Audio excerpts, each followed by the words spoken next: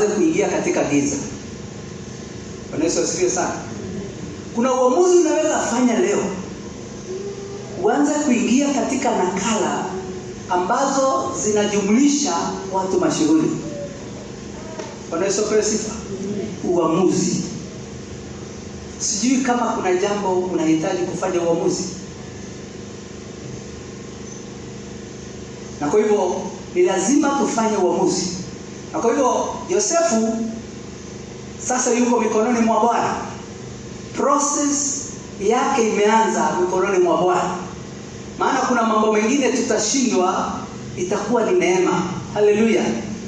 Tazama watu wengi wamekuuza. Na wamesema wacha kaende. Haleluya. Na ambako unaenda haujui hata hujawahi fika.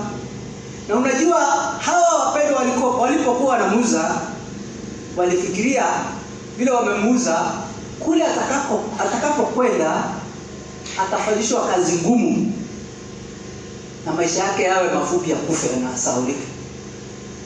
Haleluya.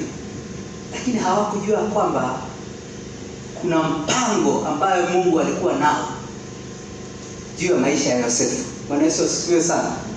Na kwa hivyo tunamwona ameenda katika nyumba ya Potifa. Amesema kwamba kuna wakati itabidi ufanye uamuzi, upende usipende. Haleluya.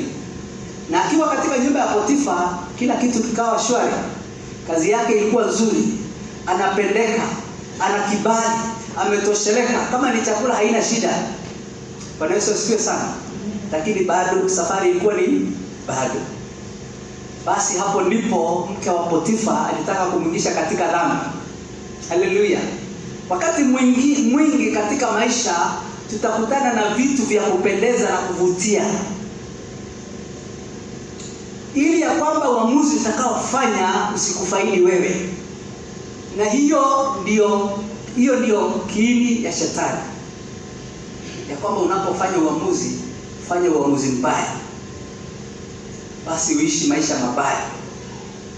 Maana shetani ni mwizi, ni muuaji, na ni mtu wa kuharibu. Bwana Yesu apewe sifa. Na kwa hivyo hapa Yosefu alipata kujitambua. Haleluya. Na akasema kwamba sitapoteza kile ambacho kiko mbele yangu kwa vitu ambavyo havidumu. Haleluya. Kuna vitu katika maisha ambavyo havidumu. Inaitwa the pleasures of life, ambaye ni ya siku moja, wiki moja, mwezi moja, mwaka moja. Biblia inasema kwamba baraka za Mungu haziambatani na kilio wala majonzi. Maana akikubariki amekubariki. Haleluya. Na Mungu alikuwa amembariki Yosefu. Na alipata kutambua hata alipokuwa pale kwa Potifa ya kwamba kila kitu ambacho alikuwa anagusa kilikuwa na mabadiliko. Bwana Yesu apewe sifa. Na kwa hivyo hii ambayo imekuja ikiwa ni kama favor imefungwa, haikuwa favor. Bwana Yesu apewe sifa. Kuna karatasi ambazo hutumika kufunga zawadi. Na sijaona karatasi inafunga zawadi ambayo haipendezi macho. Bwana Yesu asifiwe sana. Au wewe umeona karatasi imefunga zawadi haipendezi? Maana lazima karatasi kupendeze ili hata ile zawadi iko ndani kupendeze. Haleluya. Na kwa hivyo adui anapokuja kufunga njia zetu, anakuja na kitu ambacho ni cha kupendeza. Na hii ndio ilikuwa imekuja kwa Yosefu. Kitu kimefungwa na karatasi kinametameta cha kupendeza. Bwana Yesu atukuze sana. Kuna mtu alisema money or the box. Utachukua nini? Haleluya. Basi Yosefu akasema kwamba sitapoteza hatima yangu kwa mambo ambayo hayanifaidi. Na basi ikawa mbaya sana kwake. Kama vile nilisema kwamba kuna wakati utakuwa ni kama unatoka kwa shida moja kienda shida nyingine. Mpaka mtu anakuuliza, na kweli wewe ndugu umeokoka? Hapo ndiye anauliza, na unaenda kanisa gani? Pastor wako ni nani? Bwana Yesu asifiwe sana. Kwa sababu inakaa ni kana kwamba unatoka kutoka sehemu moja ambayo ni mbaya hadi nyingine ambayo ni mbaya zaidi. Haleluya. Na nikasema kwamba Mungu akitaka kukujenga itakuwa ni kana kwamba unabomoka kwanza. Msingi ambaye hakuweka hawezi jenga juu yake. Bwana Yesu apewe sifa. Mungu hatajenga kwa msingi usio wake, ili ya kwamba shetani hata kuja kudai chochote. Ndio maana kupitia kifo cha Yesu msalabani hatuna deni. Bwana Yesu apewe sifa. Na kwa hivyo chochote kile ambacho Mungu anajenga, anakijenga pasipo na deni ya shetani. Wakati Mungu anakuinua pasipo na deni ya shetani. Na kwa hivyo ukibarikiwa, shetani hata kuja kudai kitu. Haleluya. Unapoinuliwa, shetani hata kuja kudai kitu. Maana 100% utakuwa umejengeka kwa neema ya Mungu. Haleluya. Na kwa hivyo Yosefu amewekwa gerezani.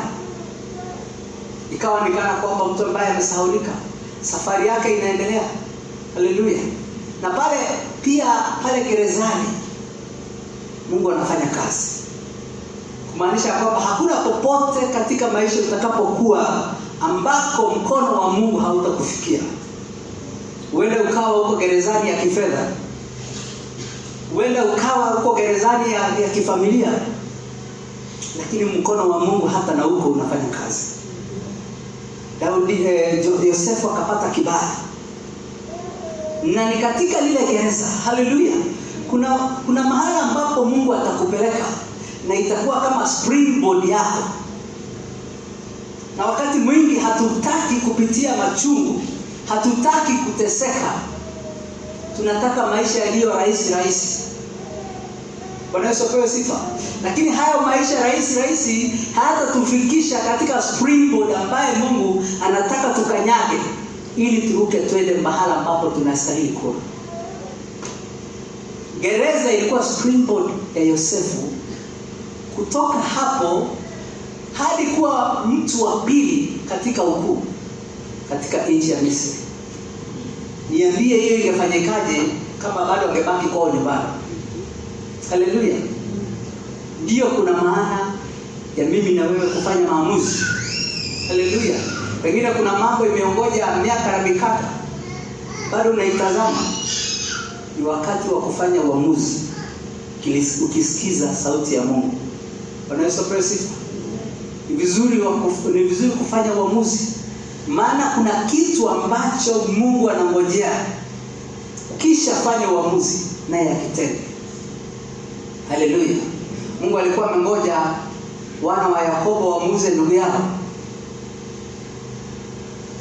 Na kwa njia nyingine hawakujua ya kwamba hichi au huyu walikuwa na Musa atakuwa wa manufaa kwao. Kuna neno katika Ecclesiastes, Mhubiri. Tusaidie Mhubiri 3:14. Na kumalizia 14 inasema kwamba najua ya kwamba kila kazi afanyaye Mungu itadumu milele. Haiwezekani kuizidisha kitu wala kuipunguza kitu, nayo Mungu ameifanya ili watu wamche yeye. Kuna neno natafuta sio hiyo ambayo inasema kwa kizungu ya kwamba cast your bread upon the waters. Hallelujah. Casting your bread upon the waters. Kutupa mkate wako katika maji. Hallelujah. Hiyo inamaanisha kwamba kuna mambo ambayo utafanya na itakuwa ni kama risk. Ni kama kuwekeza na unajua kwamba kuna changamoto. Ni kama uende uwekeze katika Nairobi Stock Exchange na unajua kuna kiwango kikubwa cha wewe kupoteza, lakini unaweka kwa imani. Casting your bread upon the waters. Hallelujah. Na it is in the casting of the bread, ni katika kuweka huo mkate wako.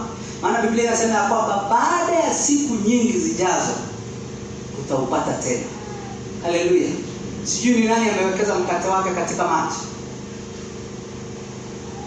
Sijui ni nini ambacho ni uamuzi upi unafanya ambao utakusababishia mabadiliko katika maisha yako. Na sasa tunapomaliza, tupatie Timotheo wa pili mlango wa kwanza 12.